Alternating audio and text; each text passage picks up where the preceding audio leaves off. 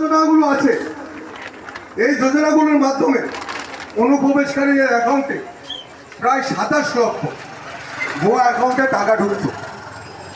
বাকি 3 লক্ষ লক্ষ্মীর ভান্ডারের নামে পুরুষদের অ্যাকাউন্টে ভুয়া অ্যাকাউন্টে টাকা ঢুকত।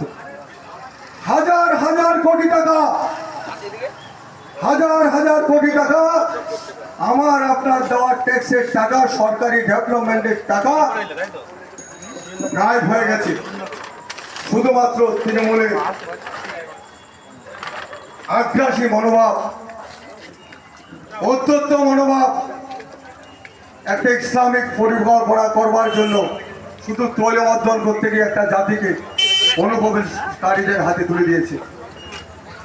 তার জন্য নতুন সরকার কিছু সিদ্ধান্ত নিয়েছে। কি সেই সিদ্ধান্ত?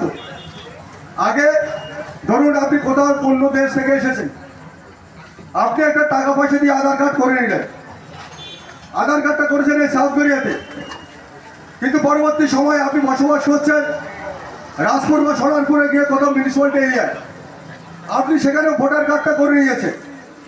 আপনার স্বামীর বাড়িতে থাকতে থাকতে বা আপনার স্ত্রীর বাড়িতে থাকতে থাকতে বা নতুন বাড়িতে থাকতে থাকতে আপনি কোনো কর্মসংস্থানের জন্য আপনি অন্য কোনো রাজ্যে বা অন্য কোনো দেশে গেছেন, আপনি এখানে থাকেন না, কিন্তু আপনার আধার কার্ড যেখানকারে হোক, আপনার ভোটার কার্ড যেখানকারে হোক, আপনার রেশন কার্ড যেখানকারে হোক, আপনি সাবমিট করবেন, আপনার অ্যাকাউন্টে টাকা ঢুকে যাবে। কিন্তু বর্তমান সরকার বোঝে না, এই সিস্টেমের কিছু পরিবর্তন আনতে হবে। কেননা ভুয়া যারা ছিল বা ভুয়া যারা এই উপভোক্তা নিয়েছে, তাদেরকে আটকাতে গেলে আমাদের কিছু পদ্ধতির পরিবর্তন করতে হবে। তাই কি করেছেন, আপনি যেখানকার বাসিন্দা সেখানকার রেশন কার্ড, সেখানকার আধার কার্ড বা সেখানকার যদি ভোটার কার্ড যদি আপনার মিসিং হয়, আপনাকে বাদ দেওয়া বিজেপি কেন, নরেন্দ্র মোদী কেন, পৃথিবীর কোনো ইতিহাসে কোনো মহান নেতার ক্ষমতা নেই। আপনি ভারতীয়, আপনি ভারতবর্ষের সমস্ত সুযোগ সুবিধা পাবেন।